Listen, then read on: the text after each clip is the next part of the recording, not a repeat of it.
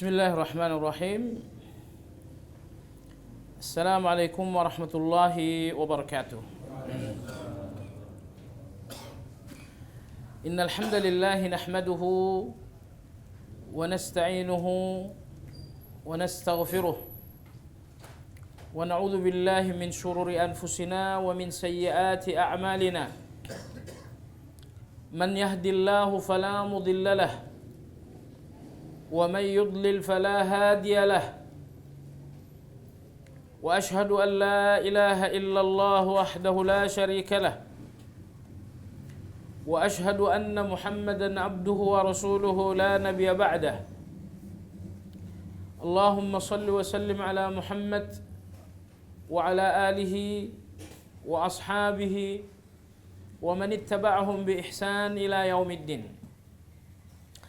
يا أيها الذين آمنوا اتقوا الله حق تقاته ولا تموتن إلا وأنتم مسلمون.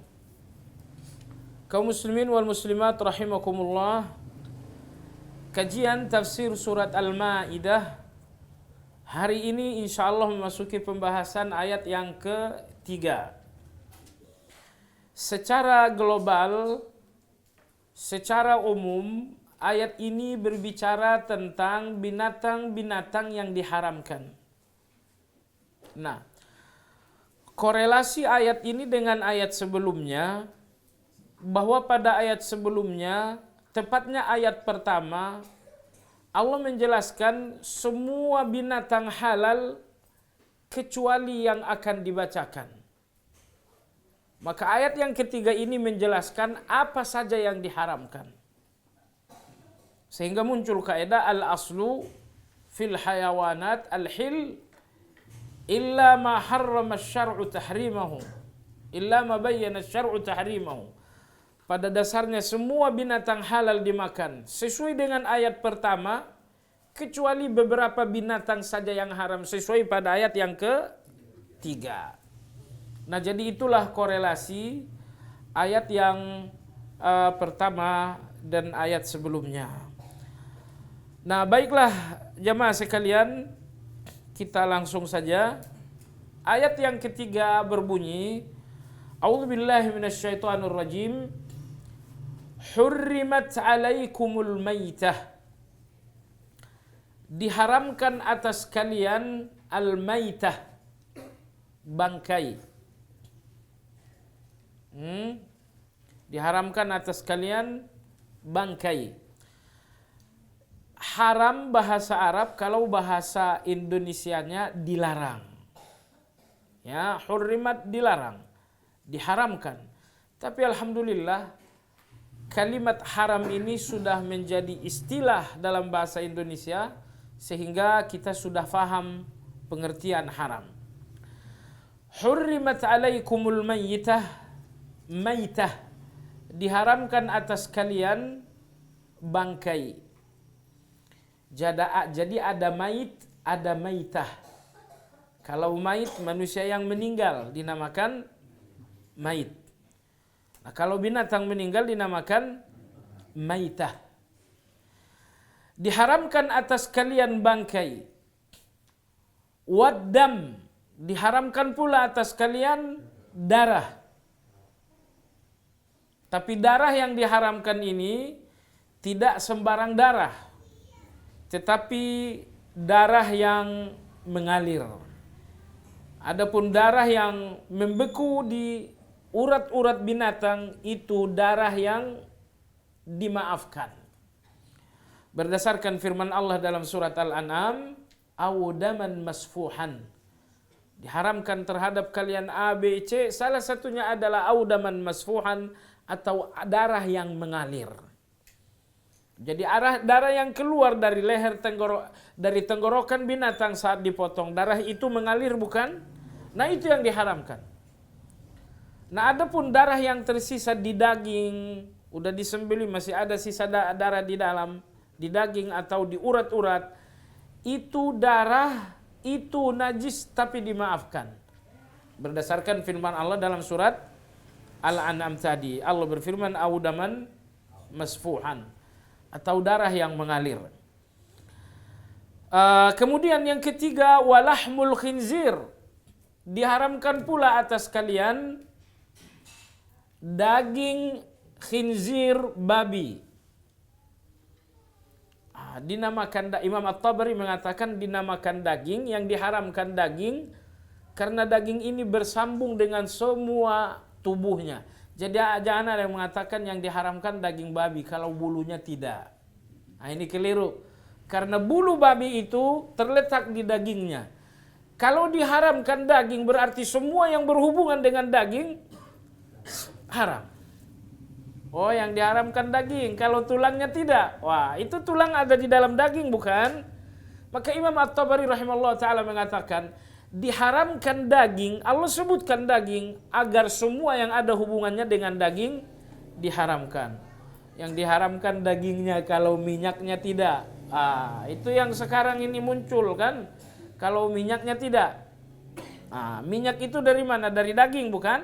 Nah, jadi semua yang ada hubungannya dengan daging, bulu itu di daging, tulang di daging, minyak dari daging juga, semuanya diharamkan.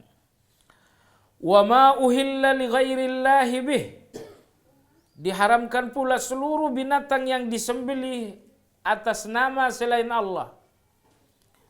Menyembelih binatang atas nama Nyi Roro Kidul misalnya. Menyembelih binatang atas nama Ratu Pantai Laut Selatan misalnya.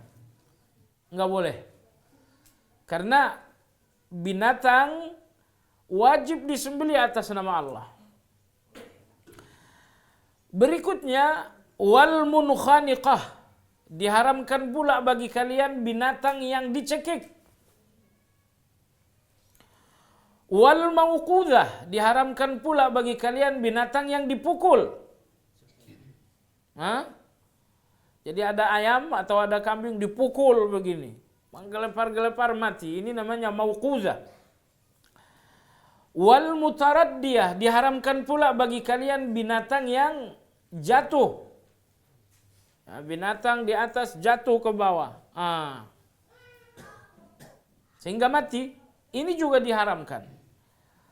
Wan natihah, diharamkan pula bagi kalian binatang yang tertanduk.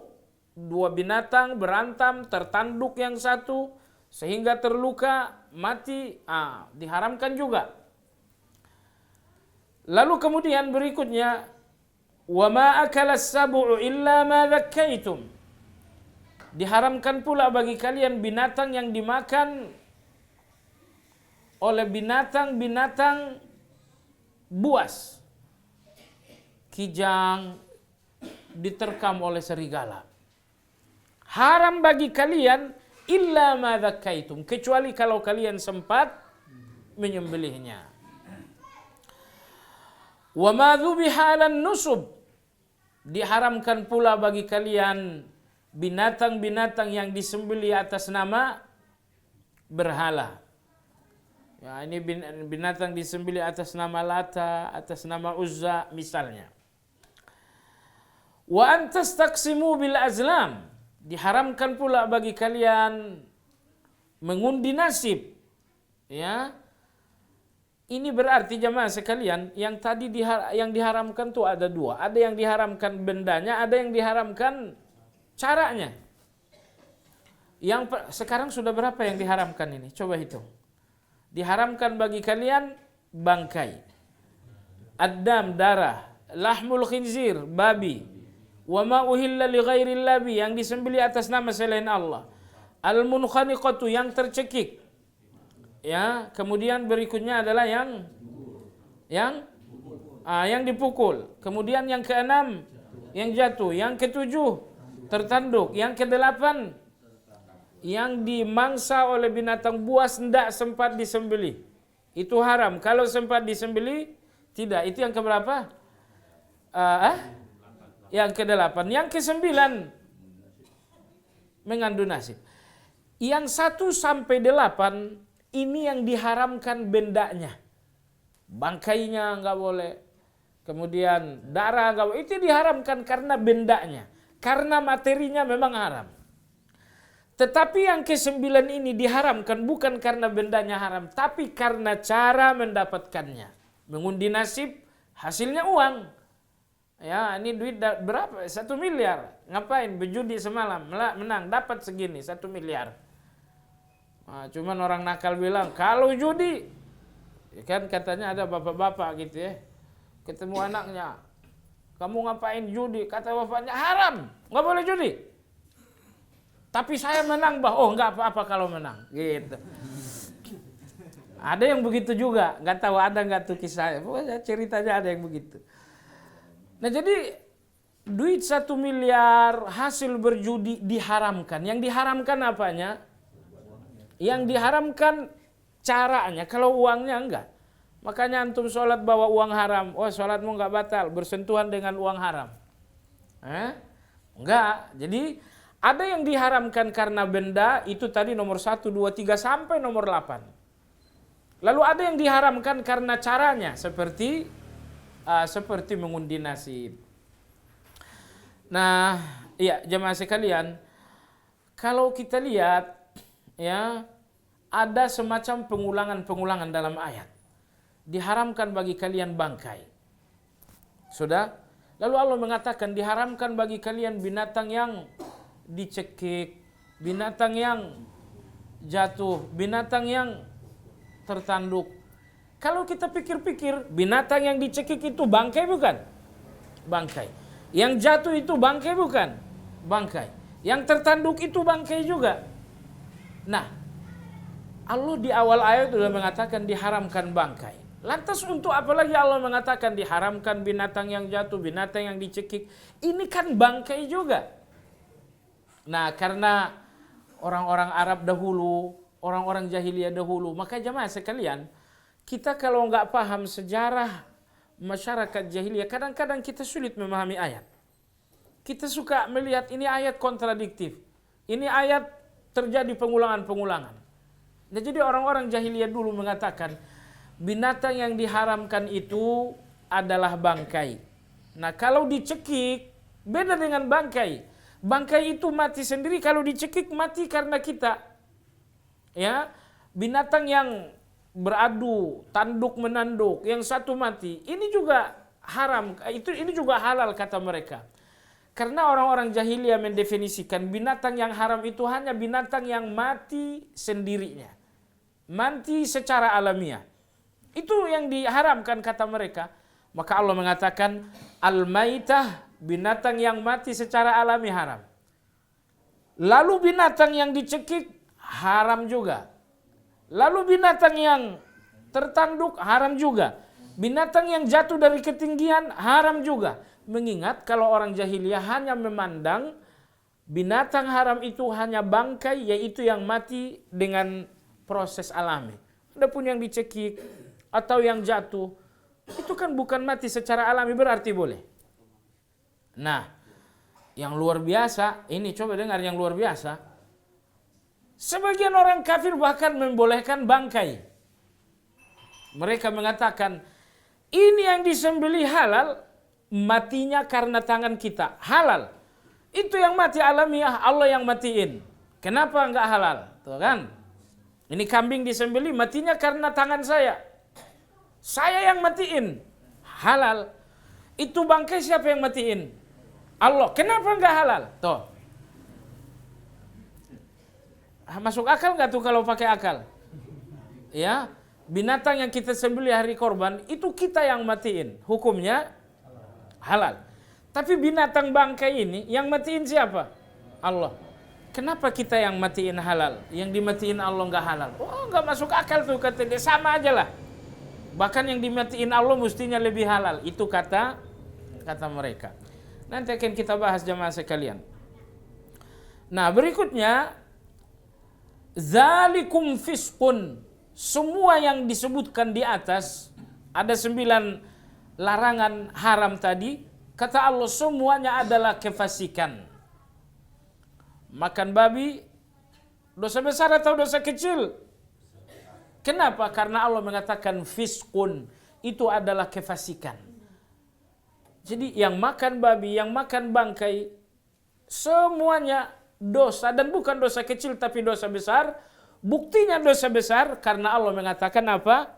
Zalikum fiskun. Semua yang telah disebutkan di depan adalah kefasikan. Bahwa Allah menstatuskannya sebagai fasik menunjukkan bahwa mengkonsumsi ke-9 jenis makanan ini atau mengkonsumsi yang diharamkan Allah hukumnya adalah dosa besar. Ini makanan diharamkan Allah, ya mengkonsumsinya dosa kecil, enggak dosa besar.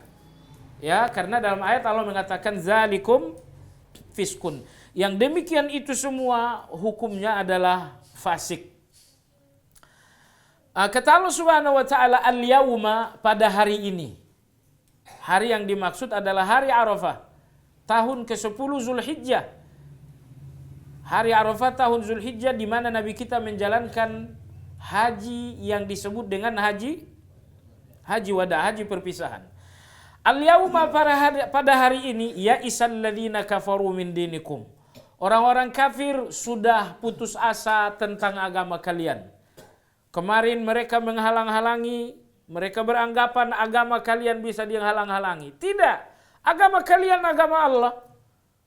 Tangan manusia yang lemah tidak mungkin mampu memadamkan agama yang maha kuat. Jadi orang-orang kafir hari ini telah putus asa. Ya. Fala takhshawhum wakhshawun. Kata Allah, kalian gak boleh takut terhadap mereka, takutlah kepada aku. Kalian sudah lihat orang kafir dengan segala kekuatan mencoba menghalangi agama. Mereka gagal, berarti kekuatan mereka lemah. Allah Tabaraka wa Ta'ala pemilik agama ini membuat agama ini menang. Berarti Allah maha kuat. Jadi takutlah kepada yang maha kuat, pemilik agama ini, dan jangan takut kepada orang kafir yang menghalangi agama karena mereka lemah. Kata Allah al-yauma, pada hari ini juga, akmaltu lakum dinakum. Aku telah sempurnakan agama ini untuk kalian. Wa atmamtu alaikum ni'mati. Aku pun telah sempurnakan nikmatku untuk kalian. Agama kalian sempurna, nikmat untuk kalian sempurna. Nikmat untuk kalian sempurna maksudnya penaklukan kota Mekah, itu nikmat yang sempurna. Wa raditu lakumul Islam madina, dan aku betul-betul ridha Islam sebagai agama bagi kalian. Famanitturra fi makhmasatin, siapa yang terpaksa karena kelaparan untuk memakan 9 hal yang tadi dilarang, ghairu mutajanifin li ismin, tanpa ada kehendak untuk berbuat dosa. Seorang kelaparan, gak ada niat berbuat dosa tapi terpaksa, maka dia makan babi misalnya, apakah itu hukumnya boleh? Hah? Hukumnya apa? Ini yang benar. Hukumnya dimaafkan, bukan boleh. Jadi berbeda antara sesuatu yang boleh dan sesuatu yang, kalau yang boleh itu memang halal. Kalau dimaafkan berarti haram, tapi karena faktor tertentu dibenarkan, itu dimaafkan namanya. Allah berfirman, fa innallaha ghafurur rahim, maka sesungguhnya Allah ghafur, maha pemaaf. Allah maha pemaaf, maka Allah maafkan kalian makan babi jika kalian terpaksa. Ghafur, Allah maha pemaaf, maka Allah maafkan jika kalian makan babi tanpa tahu. Oh, daging tadi mantap kali tuh. Mantap ya. Oh, itu daging babi tuh. Astagfirullah, mau dikeluarin bagaimana caranya? Itu hukumnya dimaafkan. Rahim, dan Allah Subhanahu wa taala maha penyayang. Allah tidak sekedar memaafkan, tapi Allah juga menyayangi. Nah, inilah jamaah sekalian beberapa makna ayat secara global. Jadi ada pun pelajaran-pelajaran ayat jamaah sekalian. Pelajaran yang pertama, apa pelajaran yang pertama kira-kira? Penjelasan tentang sejumlah hal yang diharamkan dalam Islam. Dan itu tadi ada sebanyak 9. Baik. Yang diharamkan pertama adalah bangkai. Bangkai, setiap binatang yang mati tanpa sembelihan yang syar'i. Mati disembelih enggak? Enggak. Oh itu bangkai itu. Satu. Nomor dua, ini mati tapi disembelih cuman tidak syar'i. Oh itu bangkai juga. Nah, kenapa daging yang dikonsumsi orang Islam harus disembelih terlebih dahulu? Jawaban secara logika, karena kita nggak boleh sehat. Allah berfirman, uhilla lakumut thayyibat. Diharamkan kepada kita makanan yang baik-baik. Makanan yang baik-baik, makanan yang membuat kita sehat, itulah yang dihalalkan Allah. Nah bangkai bukan makanan yang membuat sehat. Kenapa? Karena jemaah sekalian, seluruh penyakit binatang, bahkan kita juga demikian. Seluruh penyakit kita adanya di darah. Nah, apabila binatang disembelih, darahnya mengalir, tentu semua penyakit yang ada dalam tubuhnya akan keluar bersamaan dengan darah yang mengalir. Sehingga daging binatang ini untuk dikonsumsi menjadi daging yang sehat. Oleh sebab itu, pemerintah yang kemarin mengeluarkan seruan, kita wajib maklumi, pemerintah yang nggak paham Islam ya, kata mereka burung yang sudah kena flu agar dimusnahkan saja. Bahkan sempat ada ide melakukan pemeriksaan terhadap pecel-pecel lele itu. Ini burungnya jangan-jangan terkena flu burung. Nah jadi jamaah sekalian, menurut Islam, binatang yang sudah disembelih dagingnya 100% sehat. Walaupun ini binatang berpenyakit, ya, penyakit itu menular, tapi penyakit itu nggak akan menular kalau darahnya udah keluar. Karena penyakit itu adanya di darah, makanya orang kalau udah sakit, kadang-kadang dokter lihat mata, kadang-kadang dokter lihat lidah. Nah, emergensi tidak bisa dengan cara itu, maka dokter mengambil darah. Akhirnya penyakit ketemu. Jadi semua penyakit itu adanya di dalam darah manusia. Kan kolesterol juga di darah tinggi juga di darah, ya kan? Nah, baik jamaah sekalian semati. Jadi Allah dalam banyak ayat mengatakan uhilla lakumut thayyibat, dihalalkan bagi kalian makanan yang baik. Makanya tidak boleh makan bangkai, karena bangkai itu darahnya ada dalam tubuhnya, sehingga penyakit ada di dalam, kalau dimakan akan sakit. Jadi Masya Allah, bapak-bapak sekalian, coba bayangkan betapa sempurnanya agama ini. Agama lain tidak ada ajaran makanan binatang harus disembelih dulu baru dimakan. Ya, makanya mestinya orang Islam ini jauh lebih sehat dari mereka. Mestinya demikian, ya. Nah, baik jamaah sekalian. Jadi wajib diharamkan memakan bangkai yang mati tanpa disembelih. Yang kedua, mati disembelih tapi tidak syar'i. Kamu sembelih kan? Ini sembelih jangan macam-macam. Nyembelihnya bagaimana? Nyembelihnya di bawah pohon kayu pada saat matahari di pertengahan langit menghadap ke utara. Kata siapa tuh? Kata Mbah Dukun. Oh, berarti ini tidak sesuai dengan syariat. Tidak sesuai dengan syariat. Tapi saya menyembelihnya pakai bismillah. Bismillah nggak mengubah yang haram jadi halal. Orang mau berzina pakai doa jimak misalnya. Halal nggak tuh? Orang mau berzina nih. Mau berzina gitu kan. Allahumma jannibna syaitan. Zikir itu nggak mengubah yang haram jadi halal. Ini khamar gitu kan. Bismillah. Allahumma barik lana fima razaqtana misalnya. Bahkan itu bisa mengakibatkan murtad itu. Karena itu pelecehan terhadap zikir. Nah, baik jamaah sekalian. Jadi yang disembelih pun kalau tidak sesuai dengan tuntunan syariat tidak halal. Baik, kemudian larangan kedua, benda haram kedua dalam ayat adalah apa yang kedua? Darah. Darah yang mengalir. Kalau darah yang tersisa di daging-daging membeku, di urat-urat, ini dimaafkan. Dan dalam hadis Aisyah radhiyallahu anha, Nabi SAW pernah dimasakkan daging, tahu-tahu kuahnya sedikit merah atau coklat. Dilaporkan kepada Nabi, ya Rasulullah, ini kuah sopnya sudah sedikit coklat. Kenapa? Karena banyak darah-darah beku di daging-daging tadi.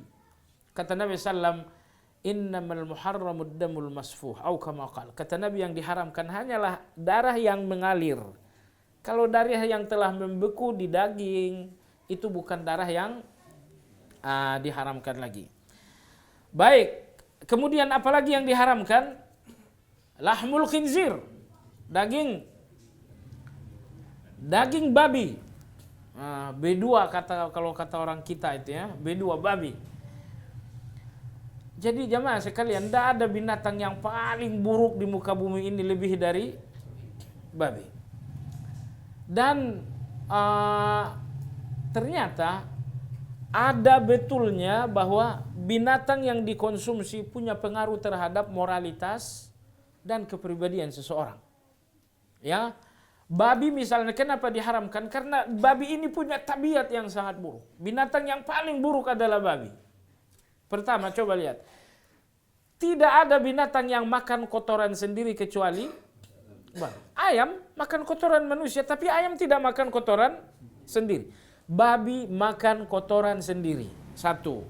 Nomor dua, babi binatang yang rakusnya paling buruk. Semua binatang rakus, apalagi monyet itu kan, rakus itu monyet. Tapi yang paling buruk rakusnya adalah babi. Babi kalau Anda berikan makanan sampai dia kenyang, dia makan itu sampai kenyang.